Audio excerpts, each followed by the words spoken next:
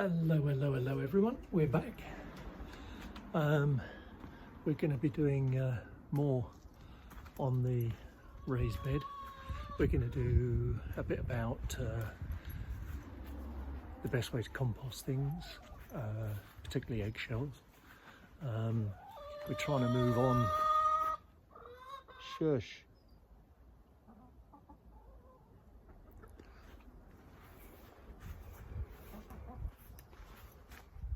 They always want attention,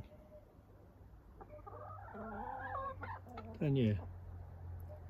I'll let you out in a minute. Anyway, as I was saying, it'd be great just to finish the raised bed and move on and get other stuff done, which is nicer to do. But unfortunately, it's those jobs where you just got to crack on till it's done.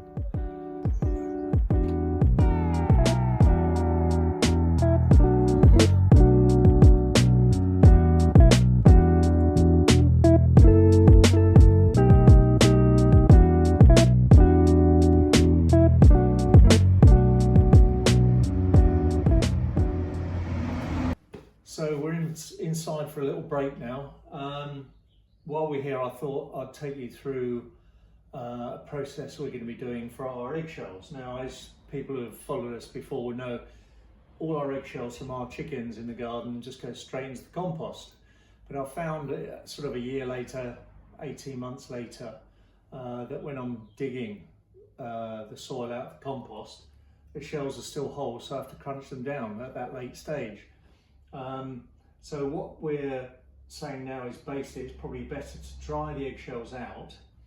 Don't turn on the oven specifically for that job, but if you've got something else going in the oven anyway, you can put the eggshells in for a few minutes just to dry them out, and then just grind them down to small particles, because that way the nutrients will be absorbed into the soil quicker. And also when the shells are ground down, you can put that into your compost as well, and it can double up as grit and help drainage.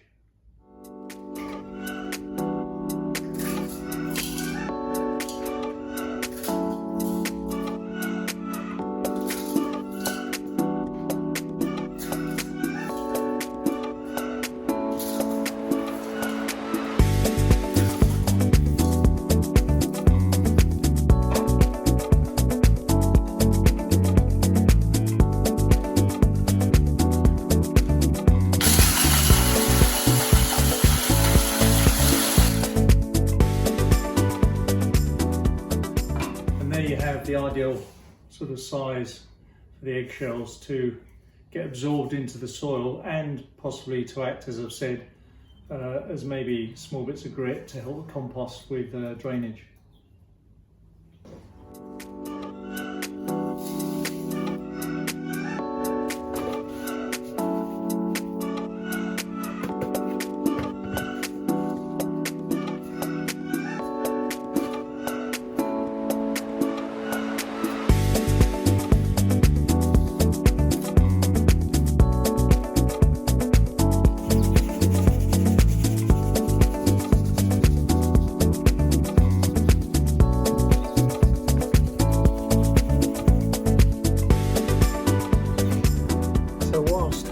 Digging all this out down this side, we've got to put brick down that side to support it all. I've had to dig out a big clump.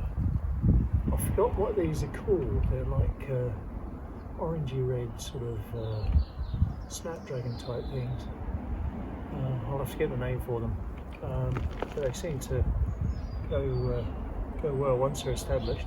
And also I think there's some strawberries that have bedded themselves in from the pots I had along here. There must have been runners going along and they've bedded themselves in there as well. So I found an old pot in the shed, so I'm going to drill some holes in the bottom of that, give it some drainage, plonk them in there and see what happens.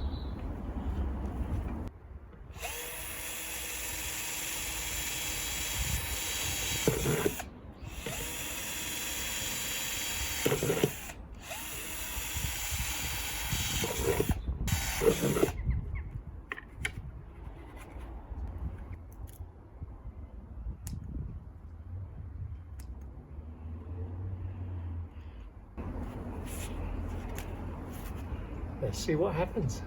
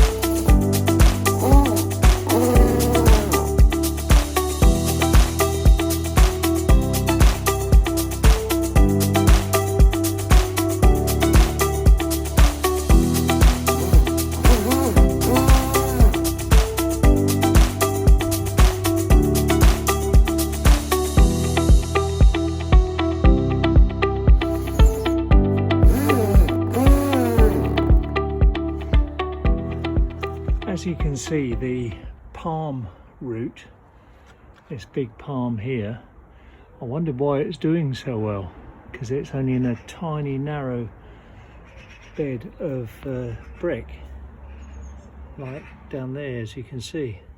And the reason it's doing so well is because all the root has come out above the brick wall and over into the raised bed. So all that root ball there is from the palm. Now, unfortunately, I've cut a load of that away without realising first. So I'm going to have to try and put a bit of wood across there, which I was going to do anyway, to join up with that piece of wood. But I'm going to have to cut it so it goes over this palm root, and I'll try to limit the damage I've already done.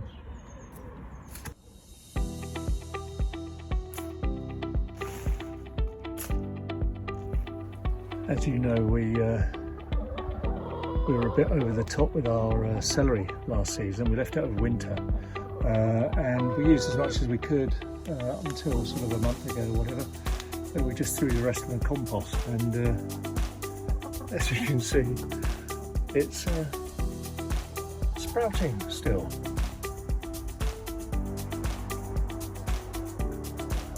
As is the